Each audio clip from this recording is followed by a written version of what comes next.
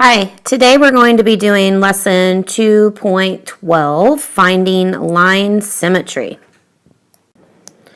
So what we're going to do today is I'm going to play for you a lesson that I have done previously that went with our other math series. So the lesson number is not going to be the same. You can see that it says 10.4, which is not the lesson number that we are currently on. We're just going to watch a part of the video that goes with our lesson today.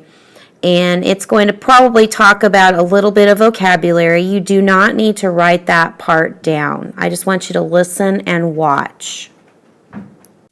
Hello, boys and girls. Today we're going to talk about lesson 10.4, which happens to be about line symmetry. And I want you to be thinking as we go through the lesson today, is there a connection between reflections and line symmetry? So if you remember reflections, let's say that I have this face here on the left side. This is my pre-image, and it is facing the right. When I put my mirror on here and go ahead and reflect that image on the other side, my face is facing the left. So when we have a reflection, they usually face in opposite directions, okay? So let's take a look at our vocabulary today. We have the word line symmetry. And line symmetry is when a line of reflection is in the middle of a picture or object. And so down here at the bottom of my paper, I tried to show you a line symmetry line here in the middle of a star, but since I didn't have a mirror, it didn't turn out exactly the way I had planned, and stars are kind of difficult to make anyway. But I want you to understand that when we have a line of symmetry, the left side of my picture should look the same except in the middle of the picture on the right side. So I've got two pictures here on the other two sides of the star. This would show you what that would look like before I use the mirror. And then when I place the mirror on that line, I should be able to create the other half of that drawing. So this would be my line symmetry. And same thing over here. This would be my line symmetry, and I would have the other half of that drawing on the right side of that line. So let's take a look at some shapes. I have a triangle here, and when we are looking for lines of symmetry, we want to cut out the shape if we're able to and fold it. So if I fold this on this side, you can see that none of my edges overlap.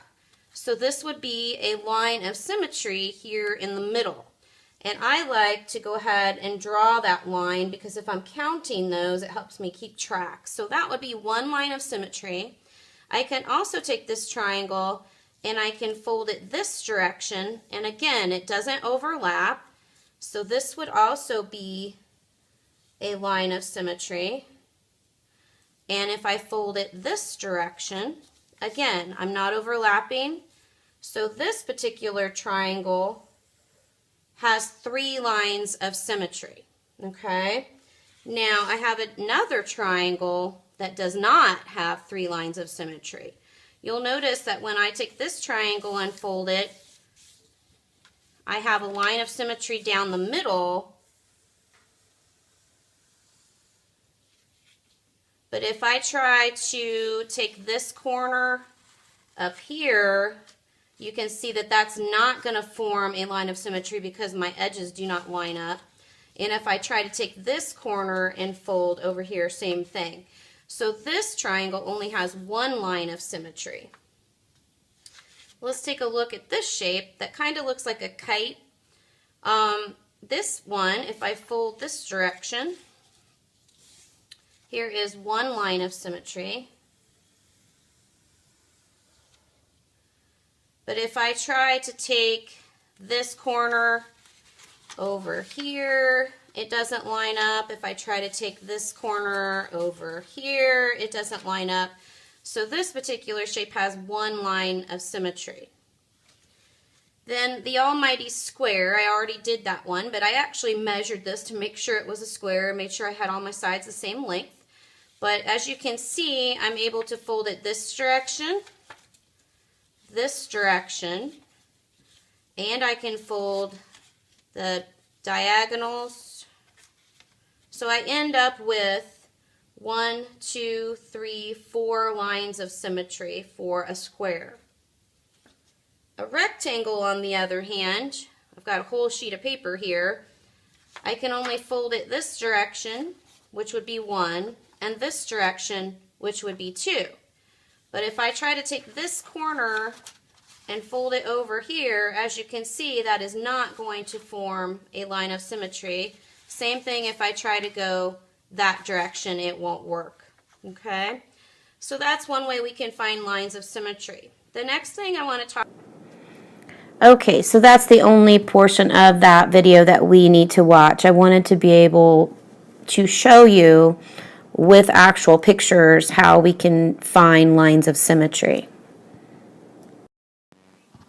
So in class, we are hopefully going to discover that shapes can have no lines of symmetry or one or more lines of symmetry.